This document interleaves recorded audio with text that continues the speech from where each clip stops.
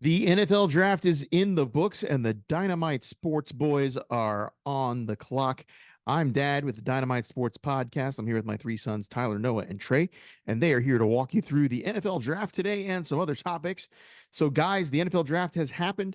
We are hometown Buccaneer fans, and so the Bucs draft. How do you guys feel about the Bucs draft? I feel like they did great. It's a lot easier to watch the draft when your team already has all its holes filled. And when you have Jason Light as your GM. That too. That got a lot tight of end was trust in that really guy. good. I'm surprised he fell. Well, that was the last pick, but let's start back at the beginning with the first pick the Bucs took, because the Bucs went for one of their needs right off the bat out of Duke. Graham Barton played tackle, but is penciled in as a center for the Bucs. Well, he played center in his freshman year, I believe, at Duke. Is that correct? Yes. And so that's where they're probably going to use him. That means all of his measurables for an interior lineman are off the charts. He has the number one relative athletic score out of any interior lineman drafted since 1987. The biggest, the strongest, the largest in terms of weight, and also the fastest. So it'll be very interesting to see what happens there. And that's exactly what the Bucs need. We need a run game. We need interior linemen so we can run between the tackles. That's been a real struggle for us for a very long time. Ever since like Doug Martin. And the only time we didn't struggle with that was when we had Leonard Fournette, because Leonard Fournette doesn't need an offensive line, apparently. Yeah, and we had our mock draft last week, and we predicted Jackson Powers Johnson, who was another highly rated center. The Bucs go with Barton, and Barton gives some positional versatility, Noah. Yeah, so he brings a lot of future hope for us. He can play from right tackle to left tackle, left guard, right guard, and center. He can play it all. In high school, he actually played tight end. So this guy is a really, really versatile player. And I posted it actually on Instagram via the Dynamite Sports Podcast, our potential offensive line. Wirfs, Cody Mausch, Gadecki, Hainsey, and of course Graham Barton. It's looking really, really high hopes for that offensive He'll line. be a day one starter for sure. And on day two, the Bucs came away with three more potential starters. They started off the second round with Chris Braswell, the edge from Alabama. They also drafted Tyke Smith, who many are penciling in as a starting nickel for the Bucs. And then at the their second third round pick was Jalen McMillan, a wide receiver that will probably be playing the slot for the Bucs next year. So, guys, how do you feel about those three picks? I don't like Bama, but the Bucs apparently love to draft from Bama, and I'm all for it. We've had like 12 picks from Bama all time, and that's insane. And Braswell only has the 2 career starts, but let's also not forget that he was sitting behind Dallas Turner, who went in the first round, and also Will Anderson, is that his name for the Texans? Will Anderson, the defensive rookie of the year last year. Yeah. So there's a reason he doesn't have the starts, but he was tied for 5th in sacks last year in the SEC. Yeah, lots of production, and the Bucs like to rotate a lot of guys up front and keep them fresh. Of course, in the Florida Heat, that's helpful. But losing Shaq Barrett, I think this is a guy that's going to be able to come in and take a lot of those snaps. And he's another athletic freak. He was measured at 21 miles an hour, or near 21 miles an hour, on a blocked kick return for touchdown during the season. Having that kind of speed at edge rusher is absolutely insane. Yeah, that's wild. Especially at his height and weight. Yeah, this guy is a freak athlete. I think we can also end up eventually putting him in interior D-line. He did take a couple snaps also at linebackers. This guy's also another versatile player for the Bucs. Yep. And then in Tyke Smith, he's listed as a safety. The Bucs feel like they're going to play him at nickel. And Todd Bowles definitely has a lot of familiarity with Smith because his son was playing in front of Smith as a linebacker on that Georgia defense. Smith seems to have a nose for the ball. Shout out to Troy Bowles. Tyke Smith is a really good safety currently, and I think he'll fit in pretty well. He'll probably be a backup because we have Antoine Winfield and Jordan Whitehead starting at. Absolutely could see him starting at nickel, though. He fits that Bowles stereotypical corner, having the bigger frame and just the pure speed and ball tracking ability. Mm-hmm.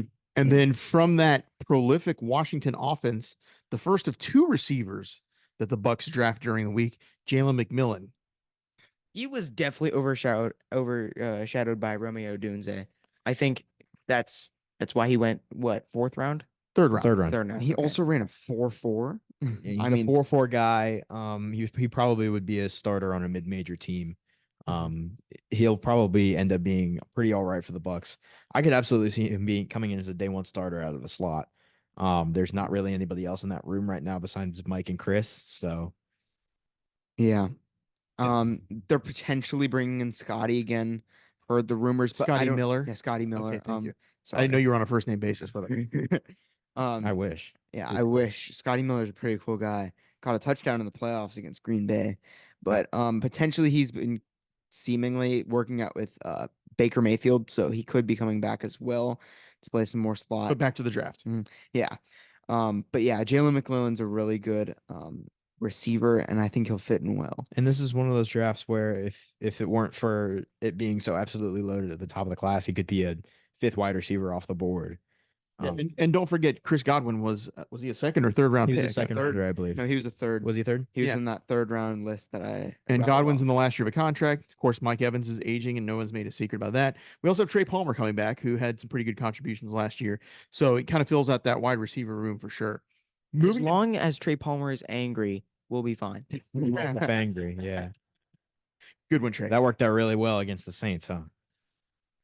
So on day 3, the Bucs come away with some depth, some pieces that could definitely play some roles moving forward. Oregon running back Bucky Irving, and then UTEP guard Elijah Klein, and they close out the day with another Washington receiver, this time a tight end Devin Culp. The Bucs have had such bad luck drafting running backs ever since like Doug Martin. Rashad White is the exception to the rule. I have high hopes for Bucky. I'm not sure how he's going to do in year 1. We've seen Keyshawn Vaughn struggle in year 1 and 2 and 3 probably. So I think he could be a nice complement running between the tackles as a 3rd down back for Rashad White. But I'm not super high on Bucky. I liked the comp from when I was looking at his highlights during the off season of work done, just the way that he runs at the ground and his pure speed. But the one thing is he gets hit and he's down. So it'll be interesting how the Bucs implement him as a new weapon. And Bucky doesn't have that sub 4.4 speed that work done brought to the Yeah. table. The thing also that I've been seeing, Bucky Irving took a couple snaps at receiver, and he had the Tyreek Hill kind of speed when he was playing out there. Just because he's in the open field and there's nobody else that can stop that. That's an aggressive comparison. Yeah, I don't know about you. I don't know if he's quite Tyreek level. I would say more like Debo Samuel as a receiver. but shorter. Yes. All right. Elijah Klein, didn't get a lot of tape on him out of UTEP. UTEP ran the ball like inordinately more than any other college team. But what I noticed is that is a wide body. Yeah. That's a big dude. He takes up a lot of space. Yeah. He looks like Cam Hayward's dad a little bit. The Ironhead. Yeah. Yeah. He just looks like a huge human being. He's like the offensive fridge. I haven't watched much of his game. But Jason Light has pretty good luck with offensive linemen. And this guy comes from a smaller school. It's Division I now, but only barely. And I mean, we see him draft from these smaller schools. He didn't draft him, but Ryan Jensen, he went and picked up out of free Ryan agency. Jenkins from Division III, Like- Alu Marpet's from Division III, Alex Kappa, Cody Mouch. Mhm. And they're all have potentially been all pros or second team all pros. And they all look like Vikings like this guy did. Yeah. So, Like the Rays with picking relief pitchers for the most part. No I'm not kidding. going to argue with Jason Light picking an offensive lineman. All right. And then the Bucs close it out with a pretty interesting athlete, Devin Culp, tight end from Washington, teammate of Jalen McMillan. The Bucs love Washington, don't they? They got Joe got a lot of Tryon, Huskies on Vita this. Vea, a lot of Huskies on the team for the Bucs. So Culp, what do you guys think of his prospects as a tight end? well, he's a little undersized. He's 6'3", like 230, which is pretty small for an NFL tight end. But I mean, he's got 4.4 speed at 6. That's faster than Keon Coleman, by the way, who's also 6'3", and he's also heavier. So this is definitely a freak athlete. I don't really understand how he fell. Yeah. I think it's because he's so very undersized. Yeah, I think he's probably gonna. I don't know that he'll be able to succeed as a tight end, but as a Yeah. receiver, I got no problem with it. Yeah, stand him up, put him in the slot. He's gonna be a mass up. He could be a matchup. mismatch. He'll be a nice complement to the tight ends the Bucs already have in the building. He's got like a Calvin Johnson build, and I don't know how he passes a Calvin tight end. Johnson's a little taller, but I don't disagree. Yeah. Yeah. And he's really skinny too. Yeah. And for a tight end, I'd think like big guy. Yeah. He'll probably put on some weight. Yeah. Yeah, not sure how much blocking we'll get out of him, but he's an interesting That's matchup. why we have Ko Kieft. why we There's a have number to- in the 40s and he plays tight end. All right. Put him in the Hall of Fame already. Ring of Honor, co-keefed. So leading up to the draft, Noah did a lot of research. He gave us all his sleepers in the weeks leading up to it. So right now we're going to get some top 5 lists out of the draft. We're going to start with Noah. He's got his top 5 NFL draft values, and we're going to queue up Trey as our producer for this. So get ready. So I did have one extra guy, and he's not in my top So this is five for a reason. this is an NLI, Yeah. an OLI, outside looking in. Yep, outside looking in. Future Charger, drafted in the 7th round, son of the greatest receiver ever, Brennan Rice. Can't believe it fell that far. Yeah. I saw him as the next available, starting like the 2nd or 3rd round. Yeah, like he's so good too. Yeah. I mean, I watched a couple clips before, and it was comparing him catching a ball to Larry Fitzgerald, and just the sound of it. Like it sounds like he's hitting someone. Like it's really loud. Yeah. Okay, number 5, guy that we had on the clock for a while. Bucks potentially were going to get him, but they did not. Pick 130 to the Ravens, TJ Tampa. Another guy I thought they were going to get in the 3rd round. They opted instead to draft I- McMillan, and then he almost fell with them in the 4th round. I really, really wish that we got TJ Tampa just so we could have like someone in the team. Would have been a cool graphic. And his That would've jersey been number was 2, Tampa Like, 2. I mean, yeah. Yeah. and Don't- he's from the area too. Yeah, but you he's don't not make it any more perfect. Than He's that. not a Tampa 2 player though. He's It's a man-to-man corner. He's a really good corner though. I mean, it's kind of written out for you. I don't know. Yeah, the Bucks unfortunately don't play a lot of man, so it makes sense why they didn't pick him. Yeah. All right, number 4 potentially was also going to be a Buck. We had him in the mock draft in the 1st round going to the Bucks. Jackson Powers Johnson, number 44 to the Raiders. I did see a lot of concerns for him about injuries. He's had a couple concussions in the past, so I'm not sure how long he'll be able to last in the NFL. Given that interior offensive linemen, they're literally banging heads with people Yeah, on well, every down. it'll help for them because they lost Josh Jacobs in this offseason with their run game. And They he's added- also They added Brock Bowers for some reason, even though they had drafted a tight end in the 1st round last year. part of the reason though that they did not pick him, the Bucks, is because he's a pass protector and we didn't want a pass protector. I mean, I feel like you have to draft somebody if they have a burger named after them. It's not a bad idea. Quarterbacks throw touchdowns, wide receivers catch them, running backs run them in, offensive linemen get burgers named after them. Quoting Jackson Powers. Thank you very much. That's Pretty the good name of one. the episode. All right, number 3, pick 40 to the Eagles, Cooper DeJean. This guy lit the field on fire. He was really good. He'll be the first white corner in a couple of years. If But they he's- keep him at corner, yeah, he'll probably play safety. that corner room is pretty full there for the Eagles. Oh, so- he'll be the second safety that's white, and the other guy plays for them. So Well, let's not forget. Well, I want to forget about Chris Conte, but let's not forget about Chris Conte. I watched him get murdered on a Thursday night against the Steelers, live on television. It was brutal. yeah, it was really He sad. got stiff arm pile drived into the floor. Was it Pat Fryermuth Yeah, right it was there? before Fryermuth, but it was the Steelers Oh, tight I end. remember that game. Was it the same game that like Gerald Yeah. McCoy said sorry before Yeah. he Yeah. apologized? God, I miss Joe McCoy. Shout out Gerald McCoy. So hold on, we didn't actually say it all the way. So he apologized before hitting Ben Roethlisberger and getting a roughing the passer. That is like top 10 favorite moments of all time in the NFL. Yeah, there are several quotes about Ben Roethlisberger towards the end of his career where players are just saying it's like hitting a glass. Like when you tackle him, you just feel like he's gonna break. All right, number 2. the top- Sorry, we got a little derailed. Sorry, guys. Just like Chris Conte did against the Steelers on a random Thursday night.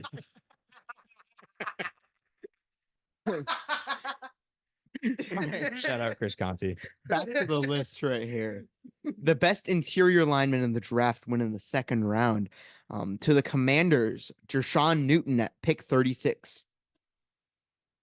Big guy.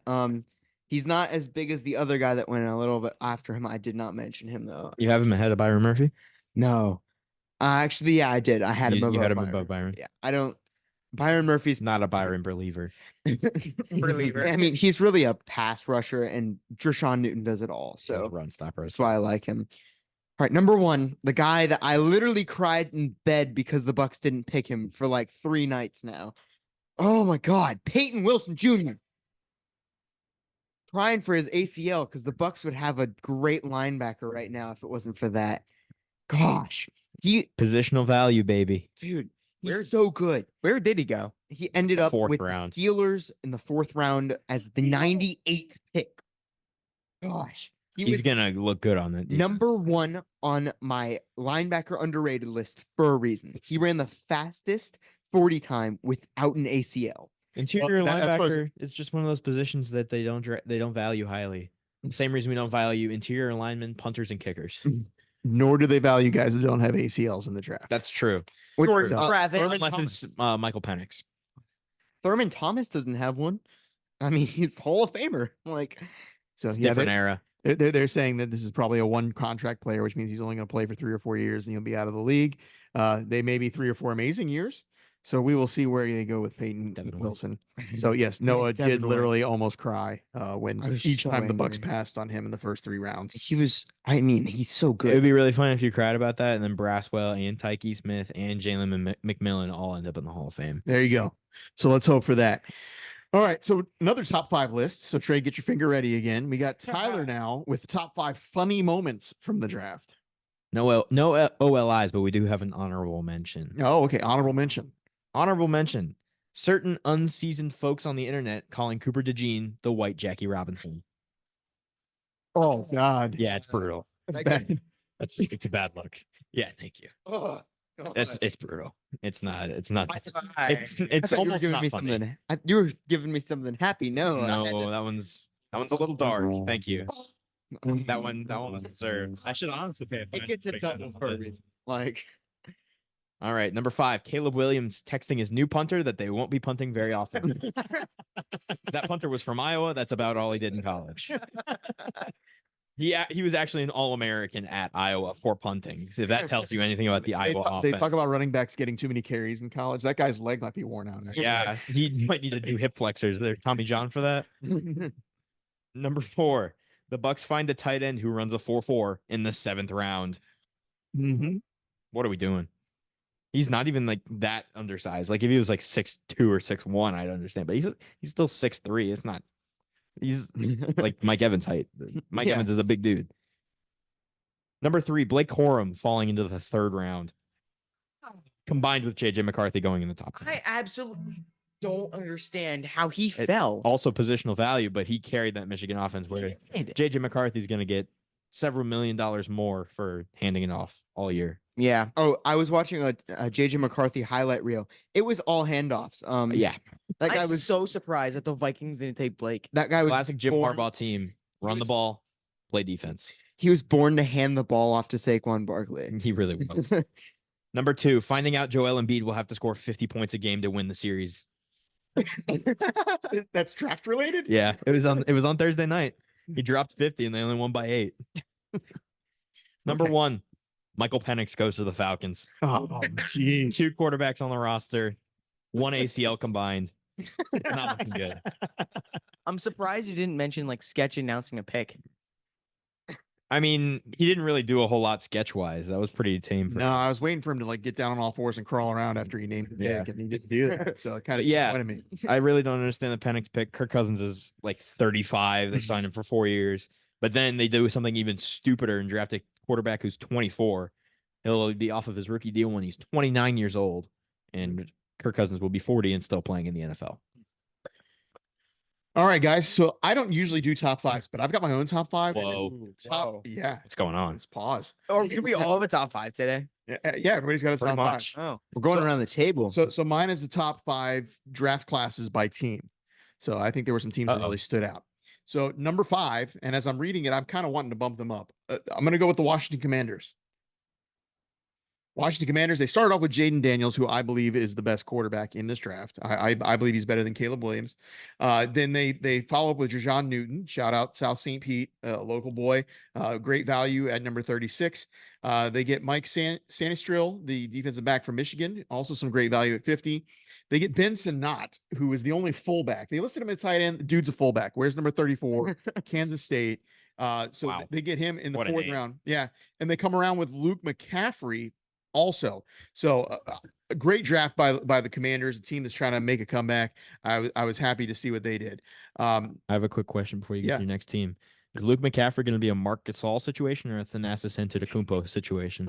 Also, another thing, there's so this year more than any, I think there's a lot of players who have like fathers who were in the NFL. Mhm. You had Terrell Owens. Terrell Owens. You had what? Frank Gore, It's happening in baseball too. Ed McCaffrey's son, Luke McCaffrey. At I'm one trying to think point, of the another one. entire Blue Jays roster was former MLB players. Jerry Rice's son, and that's 4. That's a lot though. No, and there were many more. There's a couple others I'm going to get to in my list actually. Yeah. But to answer your question, I think he's more of an Antetokounmpo, because I didn't even know he was playing college football until the pre-draft stuff started. Well, you remember he was a quarterback before he went to Rice, and they Mhm. moved him to receiver. Yeah. So my number 4 is the Chicago Bears. And I think going into the draft, we all knew that they were going to be winners. They get Caleb Williams, who is a great quarterback. They get Romeo Odunze also as a weapon for him. And really, I mean, you could almost stop there with an outstanding draft because you've got your pitcher catcher combination for 10 years. They also get Torrey Taylor, the punter from Iowa, who's got the worn out leg. But you get the best punter. They come away with an offensive lineman, an edge rusher. I think they did a great job with high value positions. Caleb Williams, weapons-wise, is walking into one of the greatest situations any rookie quarterback has ever found himself in. If he's not winning Rookie of the Year, I don't know what happened. DJ Moore, Keenan Allen, O'Duns. Where does he go wrong if he doesn't win? I mean, it's going to come down to the offensive line play, but they even improved on that in the draft. And DeAndre Swift. They added another. They did add DeAndre Swift as well. That's right. All right, number 3, the Philadelphia Eagles. I hate the Eagles, but the Eagles have done an awesome job of drafting. Most of that has been due to picking guys from Georgia, which they didn't do this year, but they did come away with a great draft. They knew that defensive back was an area of need. They start off with Quinyon Mitchell. They get Cooper DeJean in the second round. They get an edge rusher, and they love to trot out all kinds of freaky edge rushers. Jalix Hunt out of Houston Christian is a freaky athlete, even though he's from a really small school. Later on in the draft, they go with a legacy pick. They get Jeremiah Trotter Jr., another son of an NFL player. And later in the draft, great value. They come up with Johnny Wilson in the 6th round. Good God, Johnny Wilson. I think he's more pro-ready than Keon Coleman is. He's so tall. I think Keon Coleman is going to end up being another Kelvin Benjamin, guys. My number 2 team, the Pittsburgh Steelers. Thank you. I was waiting for it. Oh. So the Steelers, they just know who they are. Like, the Steelers have been the Steelers since the 70s. They know their identity. They're gonna run the ball. They're gonna play defense, and they definitely leaned into that. They get Troy Fautanu from Washington, the offensive guard. Zach Frazier from West Virginia, 2 nasty maulers right up the middle that they can run behind. They get Roman Wilson, a great receiver from Michigan. Then they come back and get Peyton Wilson, the aforementioned guy without an ACL. So just a great draft by the Steelers. Overall, great value. Death, taxes, and a Porter playing corner for the Steelers, or a Trotter playing for the Eagles. Yeah, I know, isn't it? And it's cool. Funny how that works out. They get drafted by the team their dad played for. That's even cooler. I'm very glad that Speaking the of- Steelers finally got a linebacker because that's been a hole ever since Ryan Shazier got injured. the Bucs got a defensive end with a former Buccaneer father, but he was undrafted, so it doesn't really count. Hanatu, yes. All right, and then the my number 1 is the Los Angeles Rams. They could draft. Like, I mean, how they got Verse and Fisk. Are you kidding me? And you go back to last year. I mean, they pulled Puka Nacua, who really nobody had heard about except us because he smoked the USF Bulls on let them Madden get Blake television. Corum. Yeah, But yeah, they're gonna crush Verse and everyone. Fisk are just, I mean, man. That defensive line's gonna be lights out. Let me Yep. go on this. Real And quick. then Corum as well. So just a great draft by the Rams. They got their replacement for Aaron Donald the year Aaron Donald left. Mhm. They got their replacement for Todd Gurley finally with the 1-2 punch of Kyron Williams and Blake Corum. And now they have Braden Fisk as well on that D line. They're going to crush at everything this I year. mean, you could give McVay a random group of 22 men, and he'd still find a way to win an NFL game. So All right. And then finally, one other thing that I just want to point out is I've got my deep sleeper of the draft, guys. All right. No, I knew you did a lot of research. I did no research, but I'm just going on my own belief system. All right. So my deep sleeper is a running back out of Louisville named Isaac Guerendo. He was drafted by the 49ers. Oh gosh. The He's gonna run for Shanahan's- 4,000 yards next year. Oh no. This guy had 800 yards in Louisville, but put him down for 1,212 touchdowns this season because the Shanahans are going to ride that guy for 2 years and then he's going to be And done. then he's gonna have some horrifying knee injury. They're going to be like Okay. the very first 8,000-yard team. The first minute of that game, Christian McCaffrey's tearing his ACL. Whoa, And that guy- I'm not trying to predict injuries for anybody here. Hold on. And that Goodness guy's rushing gracious. for 70,000 yards. We are jinxing it right Go. now. All right. So those are my top fives. All right. So NFL draft was fun. We had a great time watching it, but there were some other things that went on in and around the world of sports, not really on the field, but something that interests us a lot are some uniform reveals. And so Trey's got a top five because the Of NFL course. team, there were some new NFL reveals. And so Trey's going to go with his top 5 NFL uniform sets. I am a uniform enthusiast. I should make this. Fiend. I love the aesthetic of uniforms, and I just can't explain it. But so number 5, I'm sure you guys have not heard of this one, but the Eagles. Yeah, I know about that. They changed the font right here. They Yeah. made it a little simpler. That's literally it. I don't think it was that necessary.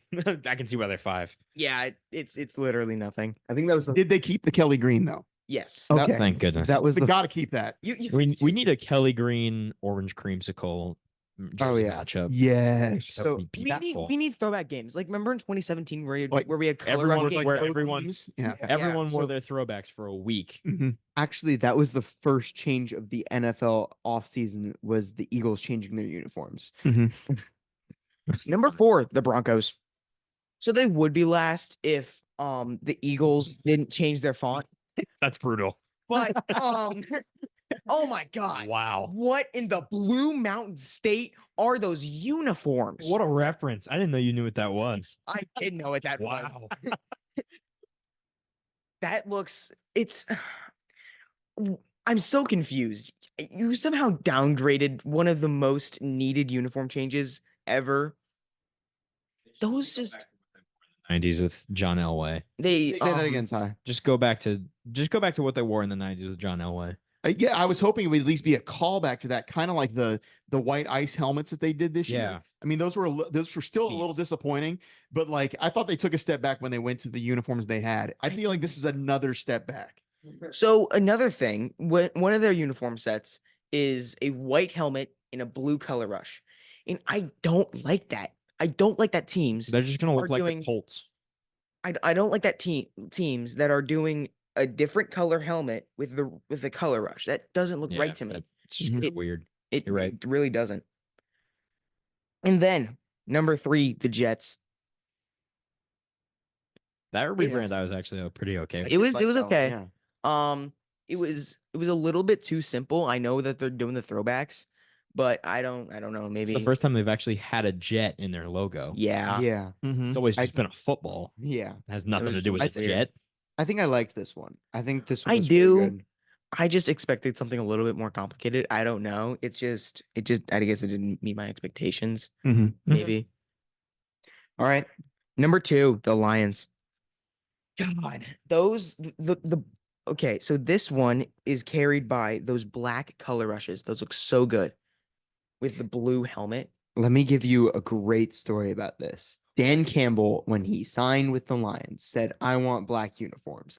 The owner's deal with him that he made in a contract was that you win the division, I give you black uniforms. That's a crazy clause. Not the craziest ever, but it's up there.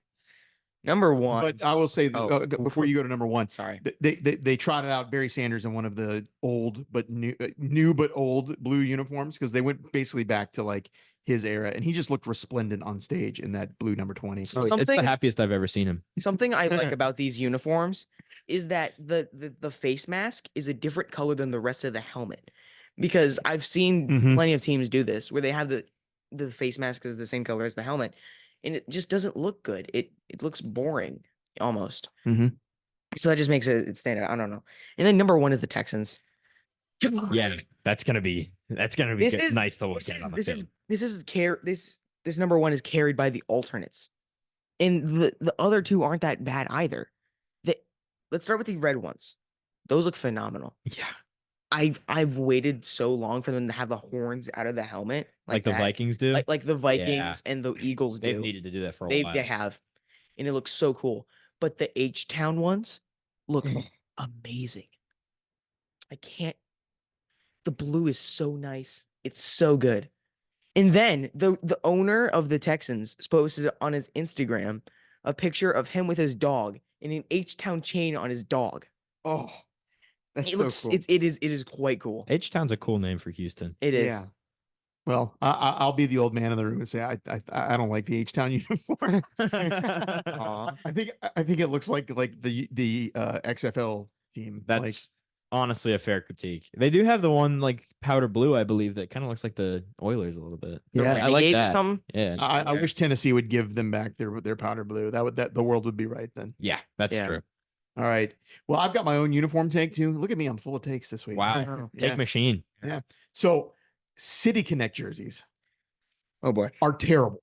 I want Largely. to turn on a baseball game and I want to be able to look within 5 seconds and determine what teams are playing. Wow, this is kind of a boomer take, actually. But when Boston is wearing powder blue and yellow, That No, you're right about confuses that me. one. That one's bad.